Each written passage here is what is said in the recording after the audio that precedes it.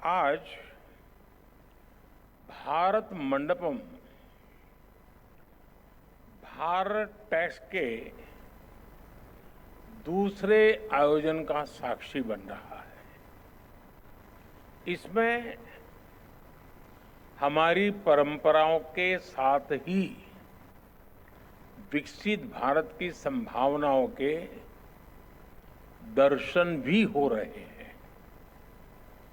ये देश के लिए संतोष की बात है कि हमने जो बीज रोपा है आज वो वटवृक्ष बनने की राह पर तेज गति से बढ़ रहा है।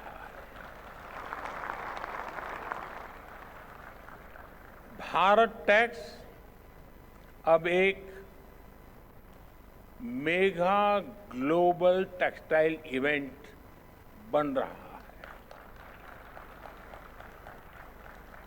इस बार वैल्यू चेन का पूरा स्पेक्ट्रम, इससे जुड़े 12 समूह एक साथ यहां हिस्सा ले रहे हैं। एक्सेसरीज, गारमेंट, मशीनरी, केमिकल्स और डाइज का भी प्रदर्शन किया गया है। भारत टैक्स दुनिया भर के पॉलिसी मेकर्स, सीईओ और इंडस्ट्री लीडर्स के लिए एंगेजमेंट, कोलैबोरेशन और पार्टनरशिप का एक बहुत ही मजबूत मंच बन रहा है। इस आयोजन के लिए सभी स्टेक होल्डर्स का प्रयास बहुत सराहनीय है। मैं इसके काम में जुटे हुए सब लोगों को हृदय से बहुत बहुत बधाई देता हूं।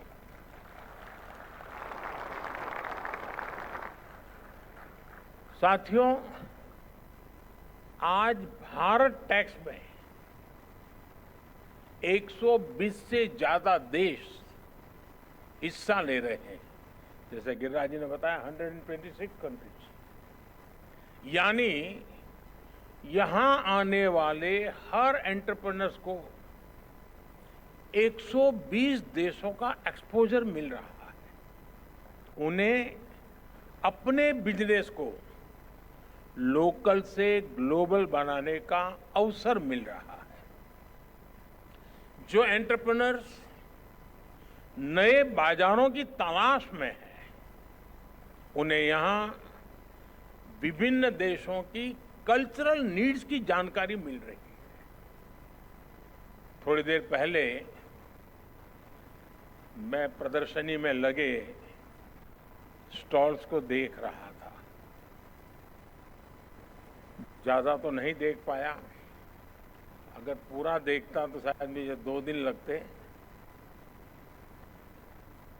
और इतना समय तो आप मुझे परमिट भी नहीं करेंगे। लेकिन जितना समय मैं निकाल सका,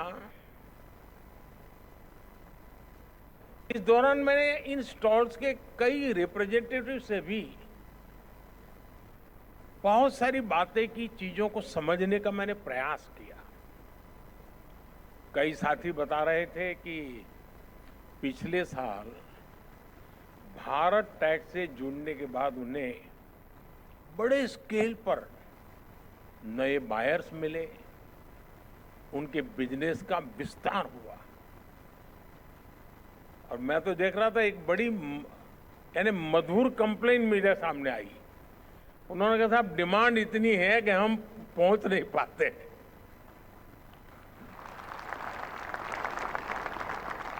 और कुछ साथियों ने मुझे कहा कि साहब, एक फैक्ट्री लगानी है तो एवरेज हमें 70-75 करोड़ रुपया खर्च लगता है और 2000 लोगों को काम देते हैं। मैं बैंकिंग क्षेत्र के लोगों को सबसे पहले कहूंगा कि इन सब की क्या मांग है, प्रायोरिटी समझो और दो।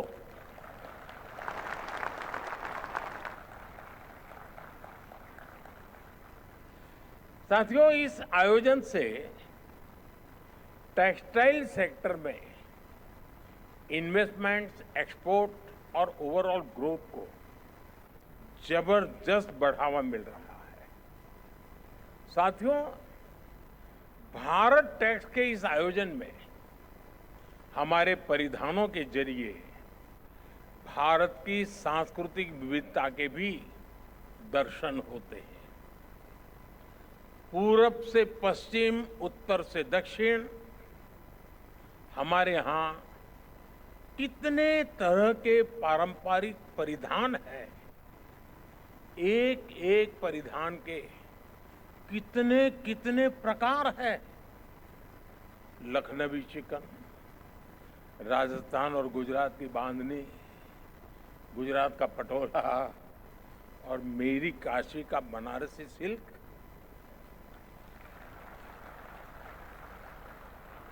दक्षिण में कांजीवरम सिल्क, जम्मू कश्मीर का पश्मीना।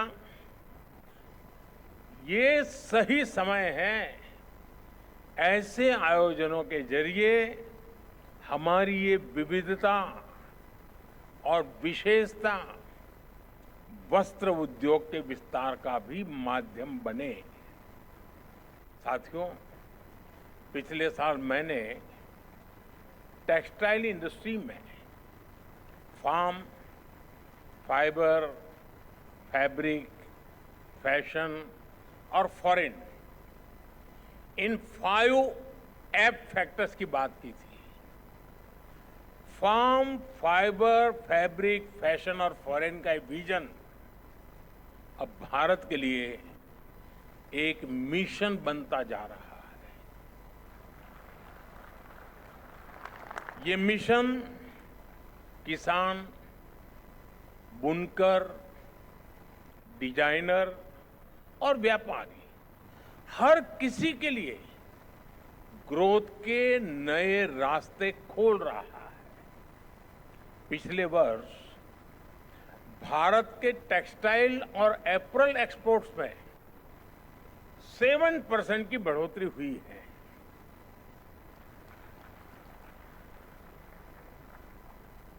अब आप 7% में ताली बजाओगे तो मेरा होगा क्या?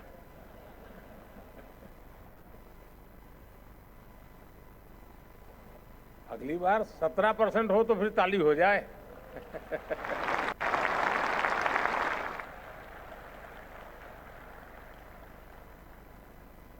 आज हम दुनिया के छठे सबसे बड़े टेक्सटाइल और एपरल्स एक्सपोर्टर है। हमारा टेक्सटाइल निर्यात 3 लाख करोड़ रुपए तक पहुंच चुका है। अब हमारा लक्ष्य है 2030 तक हम इसे 9 लाख करोड़ रुपए तक लेकर जाएंगे। मैं भले बोलता यहां हूं ये 2030 की बात, लेकिन आज जो मैंने वहां जो मिजाज देखा है तो मुझे लगता है कि शायद आप ये मेरा आंकड़ा गलत सिद्ध कर देंगे और 2030 के पहले ही काम पूरा कर देंगे। साथियों, इस सफलता के पीछे पूरे 1 दशक की मेहनत है, 1 दशक की कंसिस्टेंट पॉलिसी है। इसलिए पिछले 1 दशक में हमारे टेक्सटाइल सेक्टर में विदेशी निवेश 2 गुना हुआ है। और आज मुझे कुछ साथी बता रहे थे कि साहब बहुत सारी विदेशी कंपनियां भारत में इन्वेस्टमेंट करने के लिए आना चाहती है। तो मैंने उनसे कहा कि देखिए, आप हमारे सबसे बड़े एम्बेसडर हैं। जब आप कहेंगे तो कोई भी बात मान लेगा, सरकार कहेगी तो उस जांच करने जाएगा, ये सही है, गलत है, ठीक है, नहीं है। लेकिन अगर उसी फील्ड का व्यापारी जब कहता है तो मान लेता है, हाँ यार मौका है, चलो। साथियों, आप सब जानते हैं टेक्सटाइल देश में सबसे ज्यादा रोजगार के अवसर देने वाली इंडस्ट्री में से एक महत्वपूर्ण इंडस्ट्री है। भारत की मैन्युफैक्चरिंग में ये सेक्टर 11% का योगदान दे रहा है। और इस बार आपने बजट में देखा होगा, हमने मिशन मैन्युफैक्चरिंग पर बल दिया है। उसमें आप सब भी आ जाते हैं। इसलिए जब इस सेक्टर में निवेश आ रहा है, ग्रोथ हो रही है, तो उसका फायदा करोड़ों टेक्सटाइल वर्कर्स को मिल रहा है।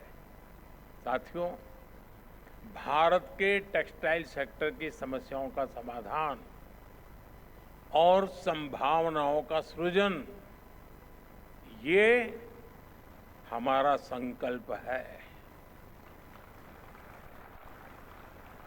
इसके लिए हम दूरदर्शी और लॉन्ग टर्म आइडियाज पर काम कर रहे हैं। हमारे इन प्रयासों की झलक इस बार के बजट में भी दिखती है। हमारे देश में कॉटन सप्लाई रिलायबल बने, भारतीय कॉटन ग्लोबली कॉम्पिटिटिव बने, इसके लिए हमारी वैल्यू चेन मजबूत हो। इंडस्ट्री की ऐसी सभी जरूरतों को ध्यान में रखते हुए हमने मिशन फॉर कॉटन प्रोडक्टिविटी का एक ऐलान किया है। हमारा फोकस टेक्निकल टेक्सटाइल जैसे सनराइज सेक्टर्स पर भी है। और मुझे याद है, मैं जब गुजरात में था, मुख्यमंत्री के नाते मुझे सेवा करने का अवसर मिला था, तो आपके टेक्सटाइल वालों से मेरा मिलना जुलना होता था। और उस समय जब मैं उनको टेक्निकल टेक्सटाइल की बातें करता था, तो मुझे पूछते थे, आप क्या चाहते हैं? आज मुझे खुशी है कि भारत इसमें अपनी पहचान बना रहा है।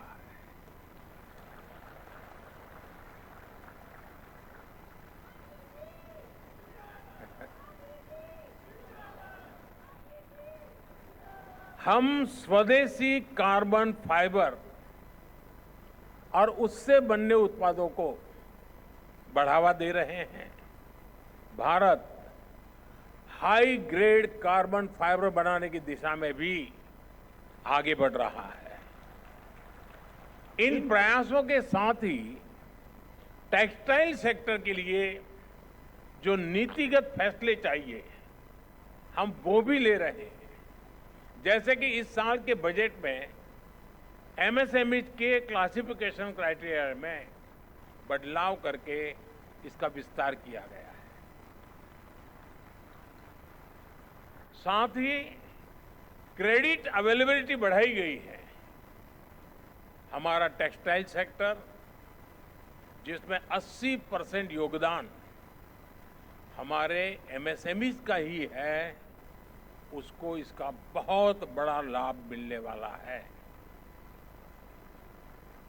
साथियों, कोई भी सेक्टर एक्सेल तब करता है जब उसके लिए स्किल्ड वर्कफोर्स उपलब्ध हो।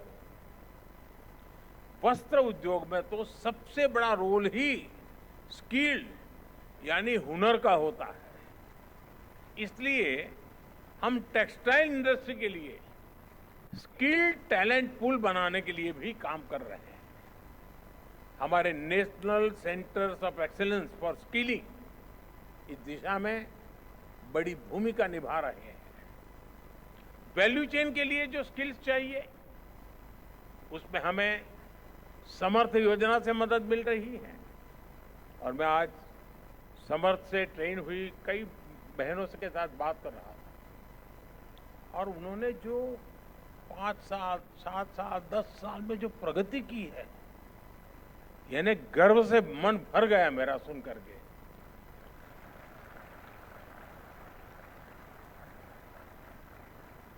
हमारी ये भी कोशिश है कि टेक्नोलॉजी के इस दौर में हैंडलूम की ऑथेंटिसिटी को, हाथ के कौशल को भी उतना ही महत्व मिले।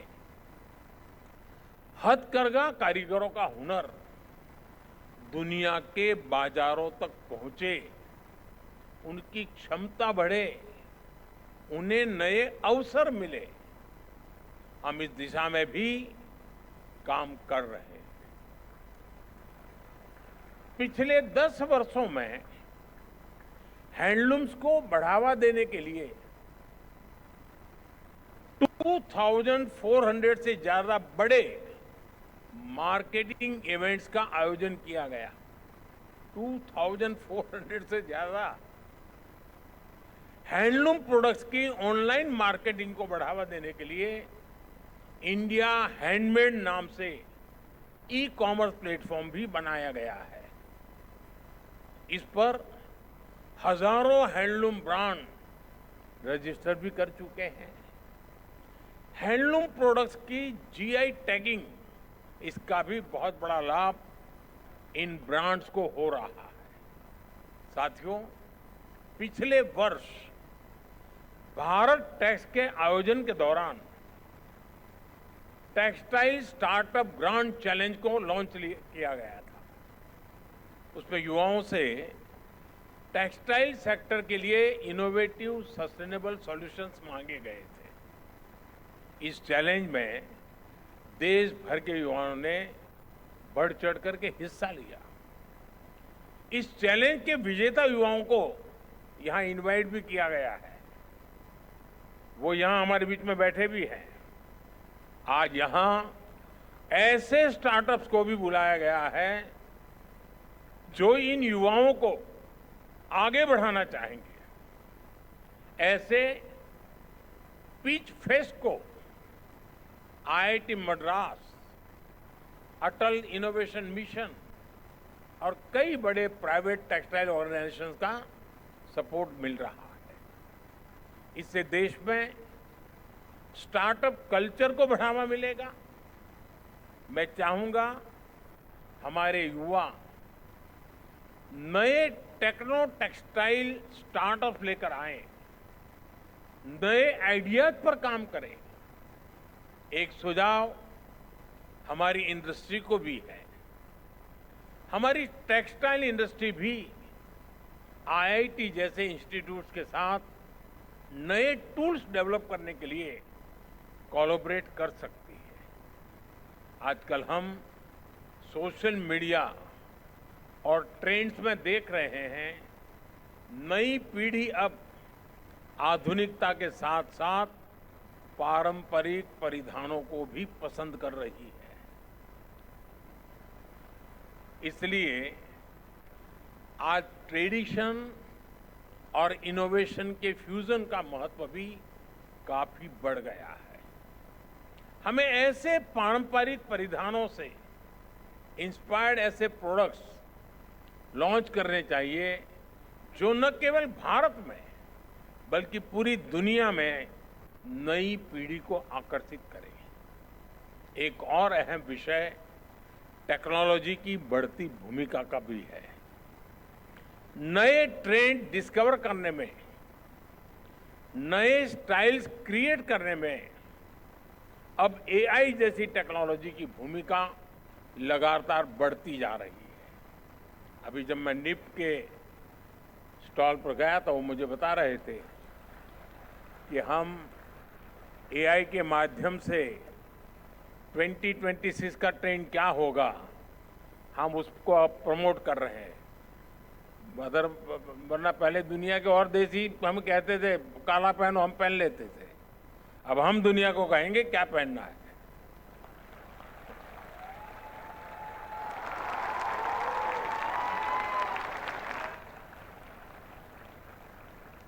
इसलिए आज एक और पारंपरिक खादी को भी बढ़ावा दिया जा रहा है। साथ ही एआई के जरिए फैशन के ट्रेंड्स को भी एनालाइज किया जा रहा है। मुझे याद है मैं जब नया नया मुख्यमंत्री बना था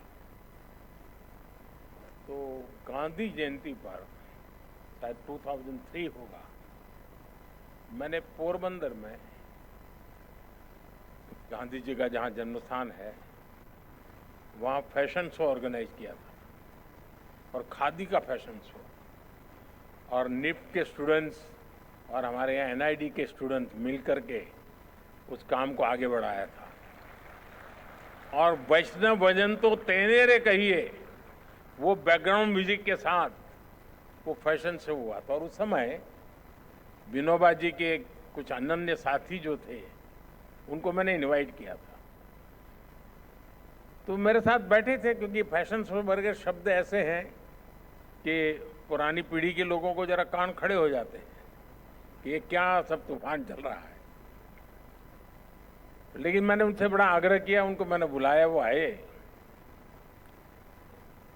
और बाद में उन्होंने मुझे कहा कि खादी को अगर हमें पॉपुलर करना है तो यही रास्ता है।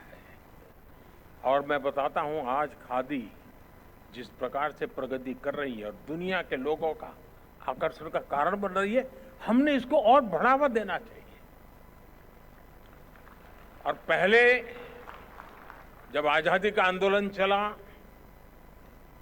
तब खादी फॉर नेशन था, अब खादी फॉर फैशन होना चाहिए।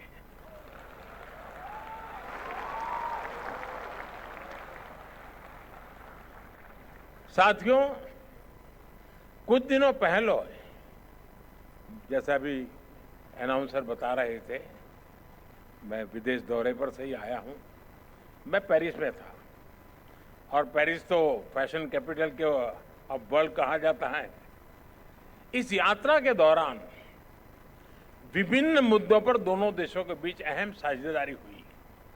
हमारी चर्चा के मुख्य बिंदुओं में एनवायरमेंट और क्लाइमेट चेंज का विषय भी शामिल रहा। आज पूरी दुनिया सस्टेनेबल लाइफस्टाइल के महत्व को समझ रही है। फैशन वर्ल्ड भी इसके प्रभाव से अछूता नहीं है। आज दुनिया फैशन और एनवायरमेंट और फैशन फॉर एम्पावरमेंट के लिए इस विजन को अपना रही है। इस संबंध में भारत दुनिया को रास्ता दिखा